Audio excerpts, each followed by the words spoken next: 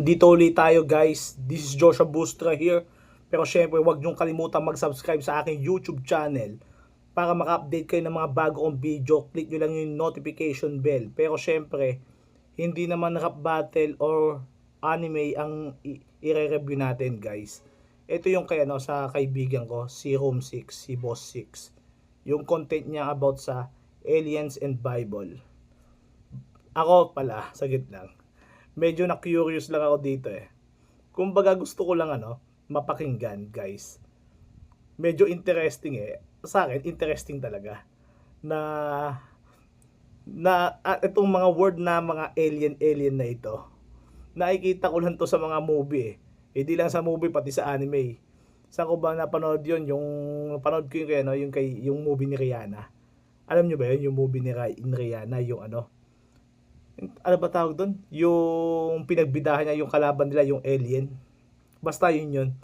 Pinanood ko din yung Beyond Skyline nung pinagbibidahan niya nila ni Frank Grillo pati ni Iko Uwais kasama si Yayan Ruhian, yung mga taga-Indonesian actor. By the way, sa anime naman, narinig ko lang din yung alien for the first time nung bata ko. Grade 6, Dragon Ball Z. Alien daw si Goku. Yes, totoo, alien si Goku sa taga-ibang planeta. So, okay guys, magsimula na tayo.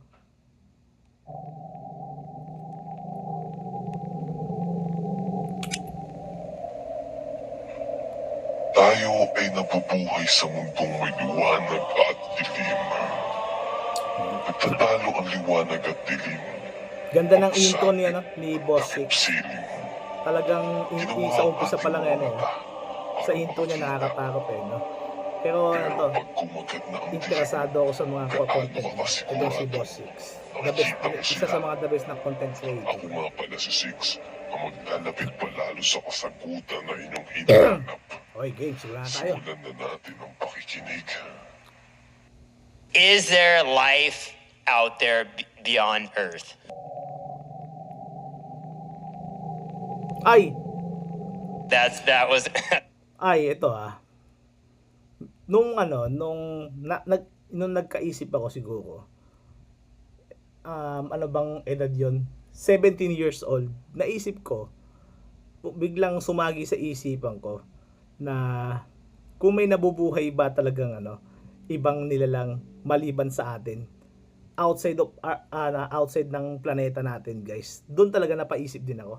Kasi sa kakapanood natin ng mga movie, animes, pati mga comics, mga manga, na naiisip ko mayroon ba talagang nabubuhay na na ibang nila lang maliban sa atin?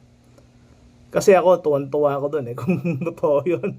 So hey guys, tuloy natin. I know it's a tough one. Yeah, no. Does it say anything in the Bible about that at all? Yeah, sure, John. Aliens, Yeah. or whatever, however you want to phrase it. Yeah, I mean, what is Jesus? What is Jesus?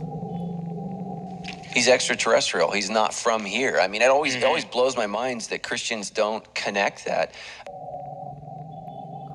An extraterrestrial? Ephesians chapter 6. Bigla tuloy ako na napaisip sa sinabi itong itong isang podcaster na ito. He's not from here. Hindi siya dito. Yung sinabi niya kay yung Jesus hindi siya taga dito. Sinabi niya na mismo ng isang podcaster.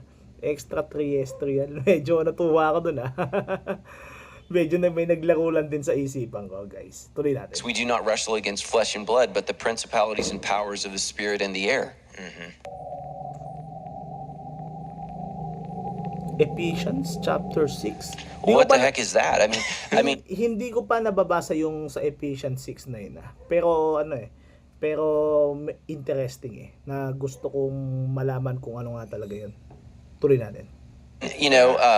Do I think the Apostle Paul is talking about E.T.? No, but he's talking about that there is life beyond what we can see. Yeah. And Life beyond what we can see. we use the word spiritual simply to describe a dimension that we do not understand. Spiritual dimension. That's all that the word spiritual means. We don't know it. No, yeah. we don't know. Yeah, where is heaven? naalala ko pala, yung spiritual na spiritual tas dimension. Naririnig ko tong dimension na ito guys sa sa palabas na Yu Yu Hakusho Ghost Fighter. Mga kaibigan, kung napapanood nyo, meron silang mga yung mga spiritual, kung paano kontrolin yung mga mga kapangyarihan nila, yung mga galaw ng kalaban nila, kung paano nila nasa-sense yung mga negative and positive energy sa sa Ghost Fighter. Panoorin niyo yung Ghost Fighter, mga kaibigan. Maganda 'yun, magandang show 'yun, magandang anime. Tuloy natin. We can look under a microscope and I can see physical biology, and people make fun of spirituality, but 100 years ago people made fun of biology.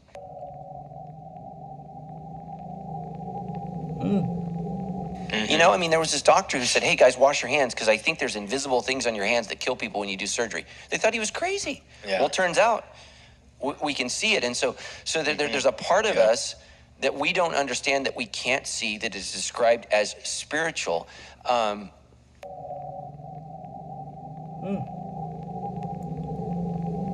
You know, so of course we believe that there is life out there. There's life in the oceans. I mean, God doesn't seem to be a God that wastes space.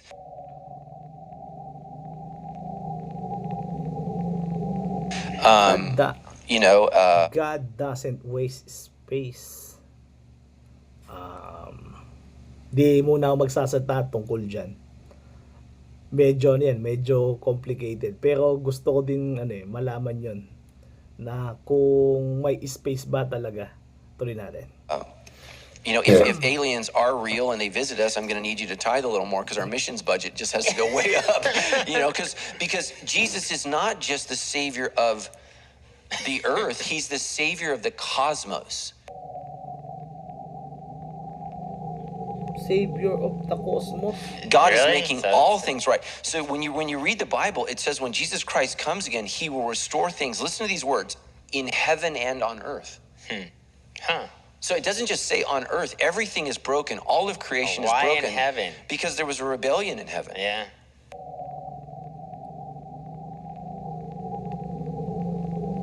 So there's something beyond what we see. So we're not just fighting against, you know, you and Marissa, sorry. You guys aren't just fighting, but there's a spiritual force that's fighting against you guys. Yeah.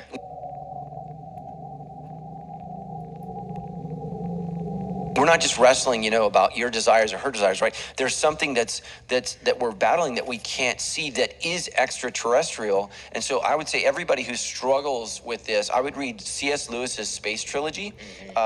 It's called, I think the first book is Silent Planet. I think the second book is Perilandria, excuse my Greek. And the third one is His Hideous Strength. And so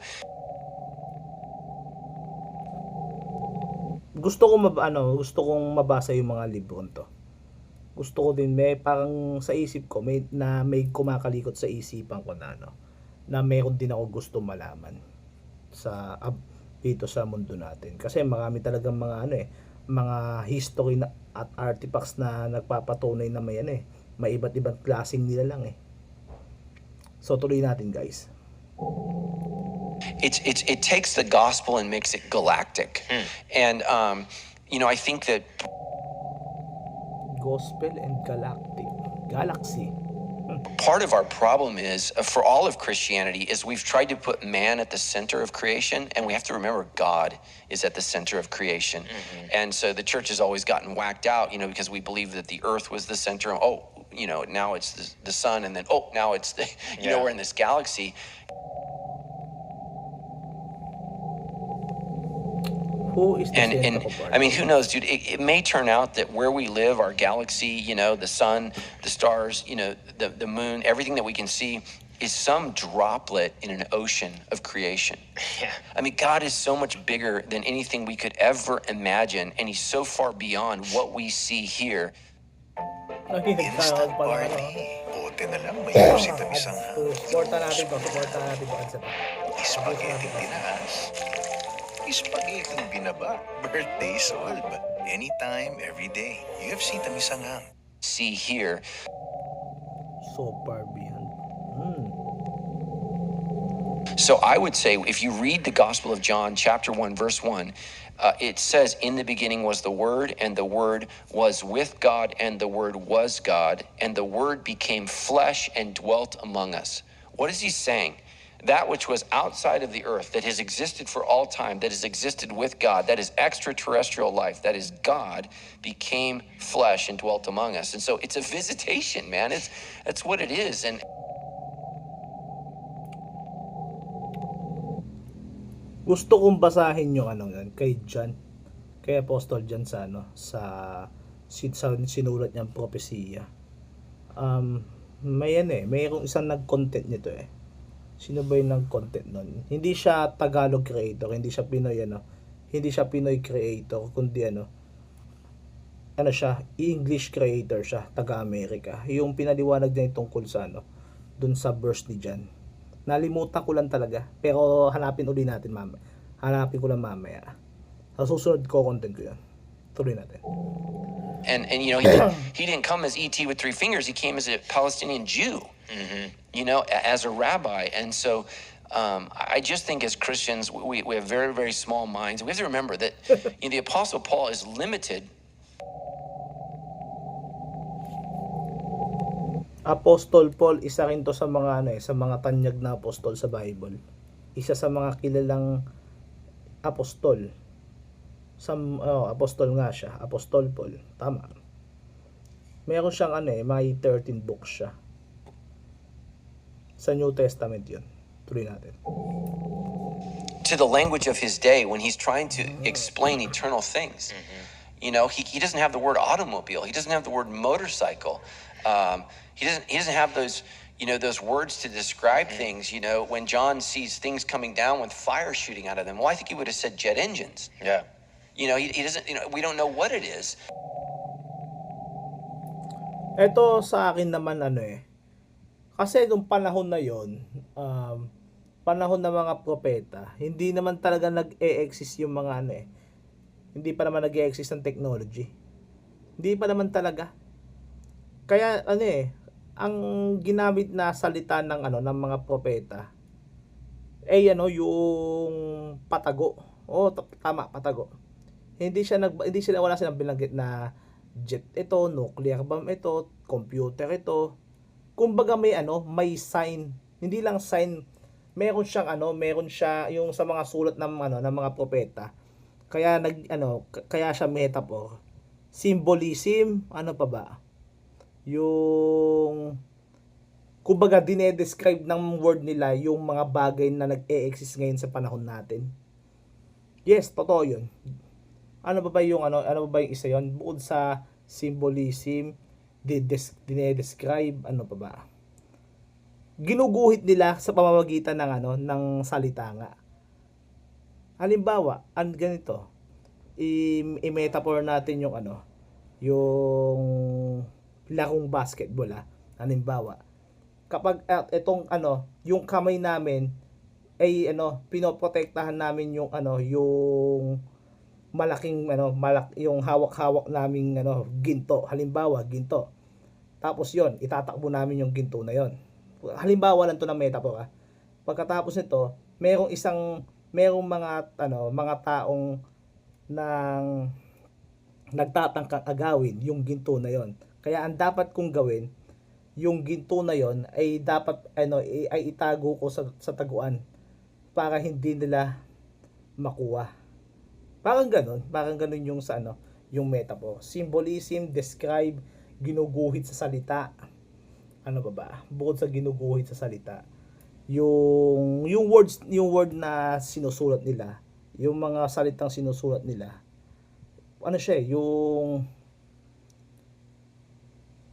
may yung kumbaga yung mga word na gulong na kesyo mayroon daw may pataas na style, 'di ba? Totoo naman 'yun Metaphor naman ng Bible.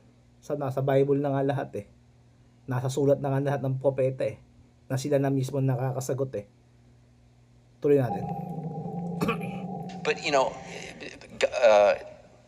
was it Elijah? A chariot comes down with fire on its wheels and goes off. Well, a chariot is the most technologically advanced picture that he can create. And so Chariots. So what Chariots, narinig ko lang siya since 2020. Quarantine. Kasi nung 2019, nag-una na eh. Medyo may mga nagko-content na mga Tagalog creator dyan eh. Ang nauna ko napanood dyan, si Kaalaman. Sumunod na napanood ko si Clark TV, si Boy Sayote. Marami na talaga. Si OHC, marami na. Tapos doon ako nag-umpisang tumingin-tingin pa ng mga maraming mga kino-content na kakaibang bagay. Yung mga misteryo baga.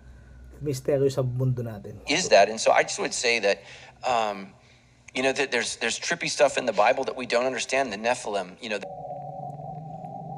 Nephilim. the sons of God came down and had sex with men on earth, and God judged that. What the heck is that? I don't Yeah, know. I don't know, So yeah. what I would say is there was some kind of interaction with something that shouldn't have interacted with human beings. Yeah. What I don't know, but the Yeah. Lord judged that, and so Nephilim is one of the most controversial topics in the Bible. Nephilim, yung word na Nephilim, galing din sa word ng ancient Hebrew, mga sinisulat ng ancient Hebrew words. Nephilim. Kapag kapag siya tin-transfer sa Greek, magiging giant, malaki. Hindi, tawag dito sa Hebrew ancient words nila, ang Nephilim sa kanila pala fallen ones. Yun, fallen ones. Nagkamali ako doon, sorry guys. Yung Nephilim na salita pala galing sa Greek. Nabasa ko lang din 'yan. Napanood ko din sa isang content creator. Tuloy natin. But what I would say is our God is bigger than anything we could ever ask for or imagine, and we have no idea what He's up to. And make sure that God is at the center. And ultimately, you just have to look at Jesus Christ has died to make all things right.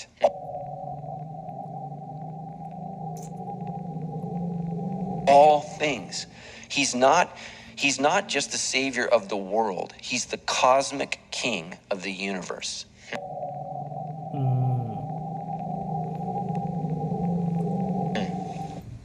Universe na word. Narinig ko lang yan sa sa mga science eh. Yung napanood ko nga yung Dragon Ball, Dragon Ball Z nung bata pa ako. Naririnig ko lang din yung word na universe. Universe, malawak na yung San Sinukob. Pag sa baybayin, San Sinukob yung tawag sa universe. Malawak. Universe. Wala pa naman nakakalabas ng planeta natin eh. Wala nakakalabas ng planeta natin. Kaya sa NASA na yan, di ako naniniwala dyan eh. Kalokohan lang yan sa NASA na yan. Right? It's good, yeah. That's good because everyone. It seems like everyone there's this fear, right, of like, oh, if there's UFOs, is there aliens? I believe that I feel foolish to think if there's no life out there, right? Word believe. It's an come awful on. waste of space. It's a so huge, you yeah, but yeah. see, here's the problem: is you asked the word believe. So I believe in Jesus. Yep. I would say I'm not going to use that word because that word is reserved for Jesus. Okay.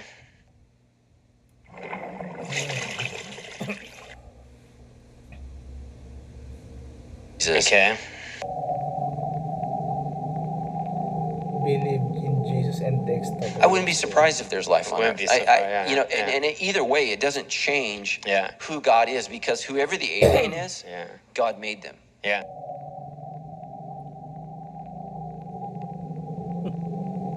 God is the God And of them, control of it. right? Yeah. So the Bible says, "I am God, and there is no other." Right? There is no other. There is one Creator. And what did Jesus create? So Genesis 1:1. Genesis 1:1. Nabasa ko ito dati. Nabasa ko siya 2021 naman. Nalimutan ko lang kung ano yung nasa Genesis 1:1. By the way, tingnan na lang uli mamaya. Interesting yan.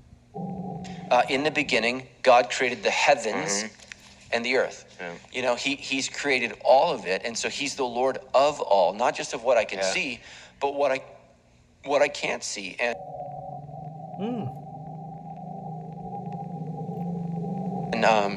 you know, I mean, what scientists seem to be telling us is that God is still creating. The universe is expanding faster than light can travel through it.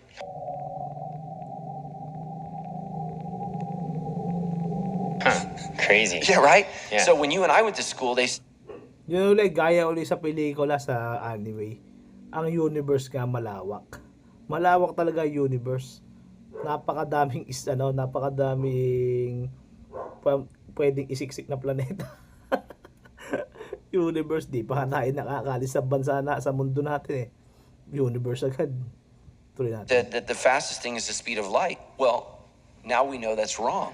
Think of the universe is expanding at a rate faster than the speed of light. Yeah. So sorry. God is still creating. He's still the creator. He's still making things, and you know, I think that's just a part of who God is. And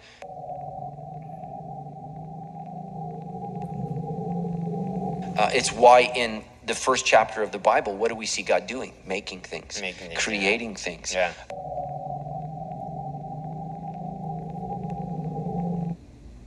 Ito, pumasok ulit ito sa isipan ko itong word na to. There's a chance that there are other race. Ibig sa sinasabi nito, meron pa bang ibang nilalang maliban sa atin? Bago tayo likhain, meron na bang naunang nilalang na mas nauna pang magawa kumpara sa atin? Sa isip ko, ako napapatawa lang siyempre, interesting sa akin itong mga bagay na to guys Get tuloy natin. Gathering things. So making you and making me. And so that's just a part of who God is. And we get to enjoy that forever. And so one of the reasons I look forward to spending eternity with Jesus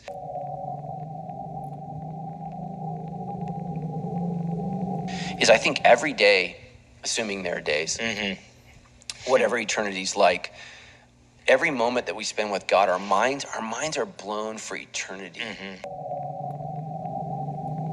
Always speak to Him.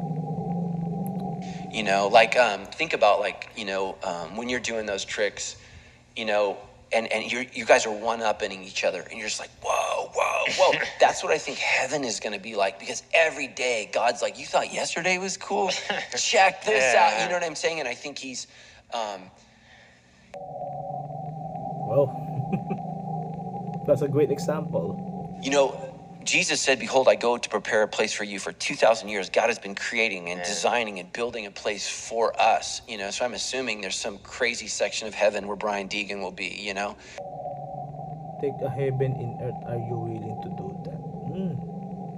You know, Yeah. right? I mean, it's where, you know, where who God has made you is going to be glorified, and you're going to be sin-free, but God made Brian to be Brian. Yeah. You know, you're not going to be playing the harp in your robe. You know, like that's not going to be Brian. God has got something for you to do for all eternity that's going to be fantastic. And there's no sin, there's no death. Yeah. I mean, think about the tricks you could do if you didn't have to die. Yeah. You know, I mean, I get that. I'm trying to wrap my mind around that. But the first touching back on that is good. Gives you a good feeling knowing.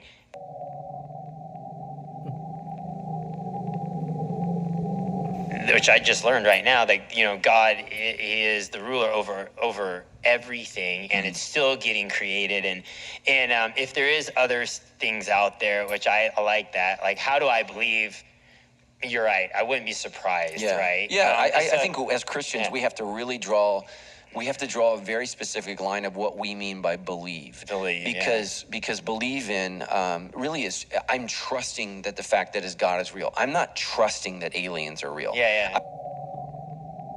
Believe in manifestations. I'm just merely saying. Kasi ang salitang alien naman kasi nag-exist lang naman yan nung 1990s pa. Yung simula nung nag-explore ang NASA. Tapos itong narinig ko tong word na alien sa mga movie lang. Hanggang sa nag-search din ako sa sa cellphone ko. na itong alien ay yun nga sinimulan na imbentohin yung salita na yan sa sa USA. Basta nalimutan ko na, dami ko na kasi nabasang napanood na content tungkol sa mga ganito Pero pero yung alien, kung naniniwala ba ako, hati ang opinion ko dyan, guys. Kayo guys, maniniwala ba kayo may alien ba talaga? Di pa kasi nila tayo binibisita Bibisitahin ba nila tayo? Okay, tuloy natin. From the scriptures, I can tell you that it seems to indicate that there is life beyond what we can see, and there's life beyond this earth.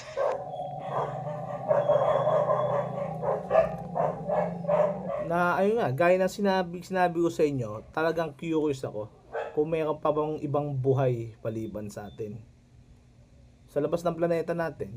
Dito nga lang sa outside ng bansa natin baka nga meron pa meron sa ilalim ng dagat, baka may nabubuhay pa diyan ibang nilalang maliban lang sa mga pating maliban lang sa mga dinosaur dati.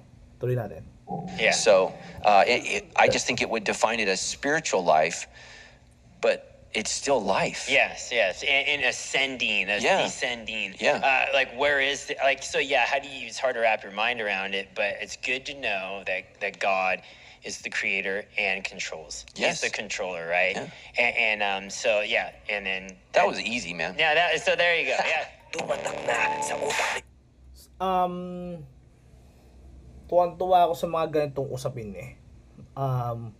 aliens, kung maniniwala ba ako, di ko alam. Medyo medyo kakaibang topic tong itong pinag-uusapan ng dalawang podcaster na to. So okay guys, susunod ulit magko-content tuloy tayo. Tuloy natin tong content na ito.